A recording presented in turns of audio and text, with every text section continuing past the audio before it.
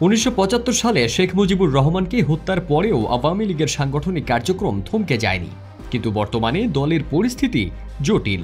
অভ্যুত্থানের পর আওয়ামী লীগের নেতারা ভারতের দিকে পালিয়ে যান, দলের সাংগঠনিক কাঠামো ভেঙে পড়ে এবং নেতাদের অনুপস্থিতি দলের কার্যক্রমে বাধা সৃষ্টি করে। রাজনৈতিক বিশ্লেষকরা মনে করছেন, দলের সামনে সবচেয়ে বড় চ্যালেঞ্জ হলো জনগণের সামনে কিভাবে দাঁড়াবে তারা। আওয়ামী লীগকে জনগণের কাছে জবাবদিহি করতে হবে। তাদের বার্তা কিভাবে জনগণ গ্রহণ করবে, সেটাই বড় প্রশ্ন।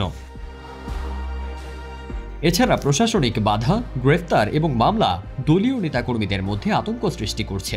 আবার গণহত্যার অভিযোগ এবং বিচারের ঝুঁকি দলটির জন্য আরেকটি বড় বিপদ। তবে দলটি মনে করছে, দ্রব্যমূল্য বৃদ্ধি ও অন্যান্য ইস্যুর কারণে জনরোষ সৃষ্টি হতে পারে, যা তাদের জন্য সমর্থন আনতে সহায়ক হতে পারে। কিন্তু রাজনীতির জটিলতার কারণে তাদের সামনে রাজনৈতিকভাবে সফল হওয়ার কোনো নিশ্চয়তা নেই। এভাবে আওয়ামী লীগকে সাংগঠনিকভাবে সক্রিয় হতে এবং জনগণের কাছে তাদের বার্তা পৌঁছানোর ক্ষেত্রে কঠিন চ্যালেঞ্জ মোকাবিলা করতে হবে। ফারদিন সানি, দেশ রূপান্তর।